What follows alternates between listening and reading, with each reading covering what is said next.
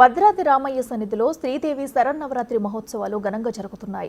ఈ ఉత్సవాల్లో శ్రీ లక్ష్మీ తాయారు అమ్మవారు రోజుకు అలంకరణలో భక్తులకు దర్శనమిస్తున్నారు. రెండవ రోజైన నేడు శ్రీ లక్ష్మీ తాయారు అమ్మవారు సంతాన లక్ష్మి అలంకరణలో భక్తులకు దర్శనమిస్తున్నారు. ఈ అలంకరణలో ఉన్న అమ్మవారిని దర్శించుకోవడం వల్ల సంతాన భాగ్యంతో పాటు విద్యాబుద్ధులు అందుతాయని ఆలయ వేద పండితులు తెలుపుతున్నారు.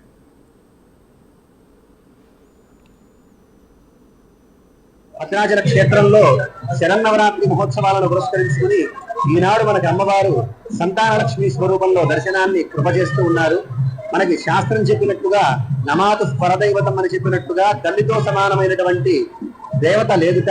అటువంటి సమానమైనటువంటి దేవతలందరికీ కూడా సంతానాన్ని ప్రసాదించేటువంటి మాతృస్వరూపిగా ఉన్నటువంటి అమ్మవారు మనకి ఈనాడు సంతానలక్ష్మి స్వరూపంలో దర్శనాన్ని అనుగ్రహిస్తూ ఉన్నారు. సమస్త జననీం వందే చైతన్య స్తన్యదాయిని అని చెప్పినట్టుగా సకల చరాచర జీవకోటిని కూడా మాతృస్వరూపంగా ఉన్నటువంటి వారు అమ్మవారు.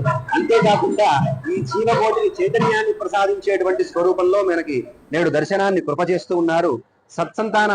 సంతానలక్ష్మిని మనం ఆరాధించడం వల్ల మనకి మనం అనుకునేటువంటి పుత్రులు పౌత్రులే అలాగే పుత్రికలే కాకుండా తాను రాసినటువంటి ప్రబంధము, ఇంట్లో ఉన్నటువంటి భావి, అలాగే వృక్షము మొదలైనటువంటివన్నీ కూడా సప్త సంతానాలుగా మనకి సంఖ్యాశాస్త్రం చెబుతోంది. అటువంటి సప్త సంఖ్యాకంగా చెప్పబడినటువంటి సంతానాన్నింటినీ కూడా ప్రసాదించడంలో గొప్ప నిపుణత కలిగినటువంటిది సంతానలక్ష్మి అమ్మవారు. అటువంటి అమ్మవారిని ఆరాధిద్దాము, తరిద్దాము. జై శ్రీరామ్.